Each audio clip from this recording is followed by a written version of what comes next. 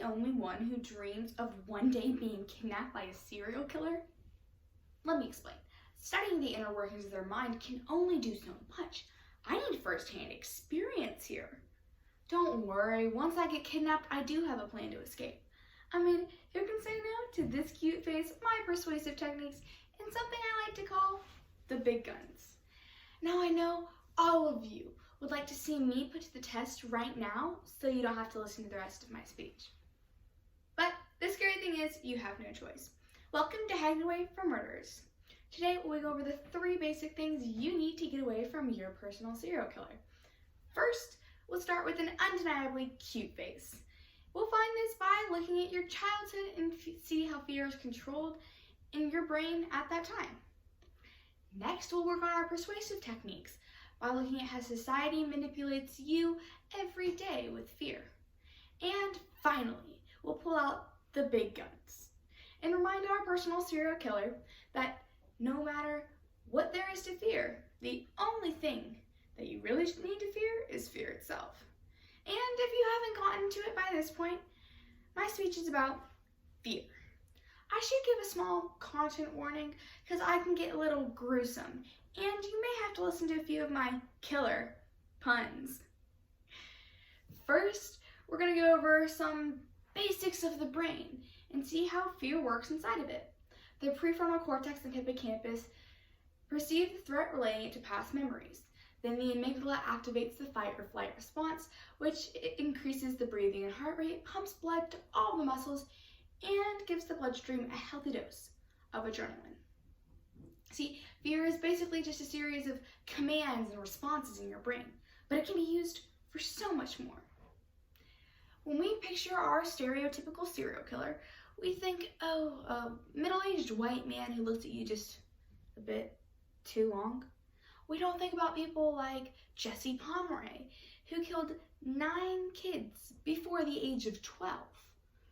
And when I say before the age of 12, I meant before he was the age of 12. He lured the other children of Boston, Massachusetts into the woods before tying them to trees and executing them. See, just as he manipulated these children into following him into the woods, we've constantly been manipulated in our life in a very less gruesome way. As children, fear was used to teach us right and wrong. Fear was used to make us who we are. We learn this from our own experiences and through stories of the experiences of others. Our parents would inform us and give us information. See, when they give us warnings, this is called threat information. Professor of Quantitative Methods Andy Field and his associate Hannah Schroeren put some children to the test, giving them positive threat and no information about a series of 3 animals. The children were then asked to put their hands inside of a box which contained one of these 3 animals.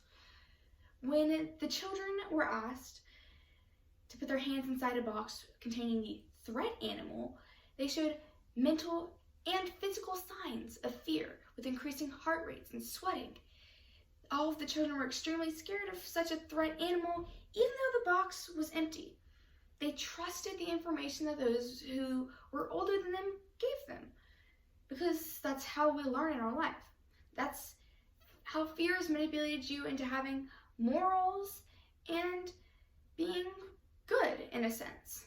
See, we have learned to fear dishonesty and disobedience, which can be good in a way, but also it can harm us as it'll lead to long-time phobias and social anxieties.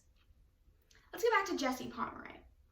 After his first 7 killings, he was sent to reform school. And right after he was let out, he killed again, being found with the knife in his hand that still contained blood.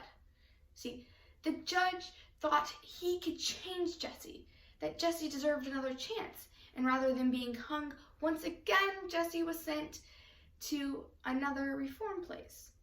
But you can't scare someone into compliance that loves fear that much. Now, what's scarier than one serial killer? 2. Ian Brady and Myra Hindley were a couple of killers. Myra lured people in with her helpless female antics, and then and took them to a secluded location and cut off the air they breathe. Well, Ian full-heartedly believed that whether something is good or evil is for society to decide.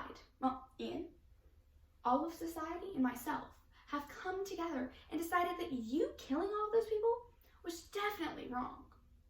He does have a point though. Whether things are judged to be good or evil is through the popular vote. See, we walk through life searching to stay in the indistinct borderlines that society has granted us. Best-selling mystery author Rita Brown states, "The result for conformity is being liked by everyone but ourselves.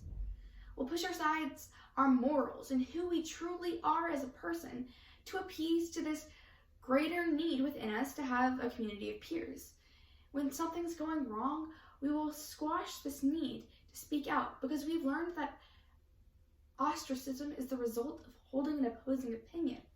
And that hurts because we are all individual people, but we'll still become silent and servile when those who we see as greater than us oppose what we think.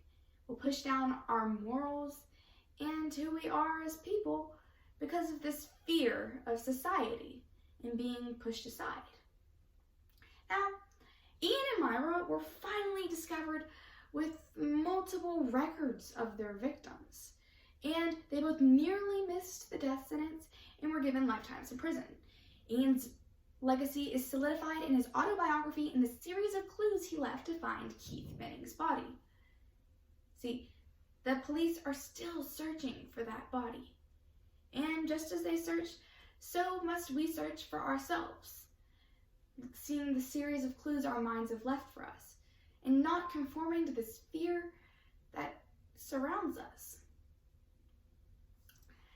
Now, I mentioned pulling out the big guns, yes, and automatic weaponry is a fast and easy way to kill. And many serial killers do use it, but Stephen Porter was not one of those people. He had something much, much worse than a gun. A database containing thousands of potential victims who had no clue. See, he posed as an ex-Navy special ed teacher on Grindr. Now, who wouldn't trust that? He brought his victims into his apartment before drugging and raping them, which slowly escalated to drug overdose and therefore killing. See, he had his hands on thousands of potential people just looking for a date. These social media sites may provide us with free entertainment, but they come with so much of a cost. See, they time how long you're on each post, how many likes each thing gets. They use psychologists to analyze how different images will incite different parts of your brain. This may be all fun and games until they start using this power in a negative way.